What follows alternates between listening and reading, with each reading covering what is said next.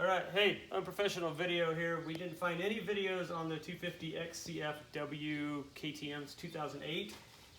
We had a leak around the stator cover, and we went to replace it. And when I did, if you're watching this video, you probably had gears pop out too. And we could find nothing online, not even in the microfiche, that would tell us how these went back together. So finally, we figured it out.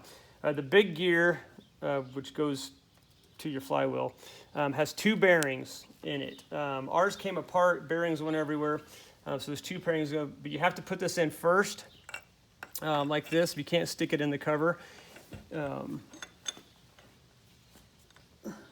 it slides in there, and I put Lucas oil, the assembly lube, all over the bearings. Again, the big one has two bearings that go on the shaft, and then yeah, this is my granddaughter. She's helping us out here. Say hi, Kayla. Say hi. Hi. She's quite the mechanic. So that goes in first. If it gets stuck here, get some pliers, but make sure you put a good rag over it, because you don't want to cause any problems on that, because the bearing slides on us if you cause any issues with pliers. But they do pull out. I put it in. You can go this way. So that one goes in there. This one stays here. It has one bearing on it. One thing we found out the hard way is we actually couldn't get a hold of a gasket. And so we used Ultra Black, let it set up for 12 hours, and because we used it on his Dodge Cummins on the transmission, it was fine. When I put everything back together, what I discovered was it has to have the clearance of the gasket for the starter to engage. And a 4-year-old knows this. I know what the problem is. She knows what the problem is. So, anyhow, you're tired, that's the problem?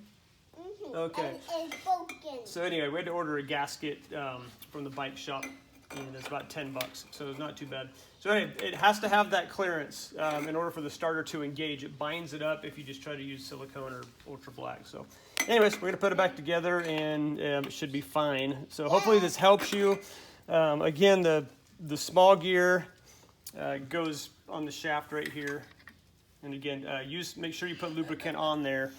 And then the magnet will try to suck it in, so watch your fingers. Again, we'll put the gasket on, but just slide it in very carefully. So hopefully that helps you. Like I said, it took us trial and error to figure it out. So thanks for watching, and I think that's it. Mimi. Are you helping Papa fix that? I know what the problem is. All right, so hey, little further addendum to what we did. I went ahead and actually took the bearing off the case and just put it in like this. That was easier, so I should have did that the first time, but I didn't figure it out till we were reassembling it. So anyway, big gear has two bearings underneath it. The little gear has one bearing underneath it, and then if it has a problem splining, just turn your this thing just a little bit, and it'll line up. So then we'll put the cover on. And like I said, that thing's magnetic, so it'll try to suck it, so you have to be really careful not to screw up your gasket. Just put it on really slow and easy, and make sure you keep your fingers out of the way. So.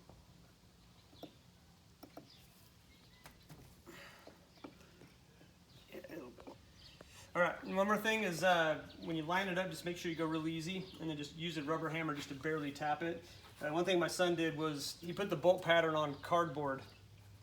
Super important, because they're different lengths, so you can just map it out. That will save you some headache. Just punch it through the cardboard. So something he thought of. Anyways, it's going together just fine. And what you want to do as well is so make sure your gasket's lined up. Is don't let it suck before you get your bolts put in there. So this will help you keep your. Actually, that's not the right one. That's backwards. This goes on the bottom. Anyway, so you see the principle. Put your bolts in before you tighten everything up, and that way your gasket won't get tore.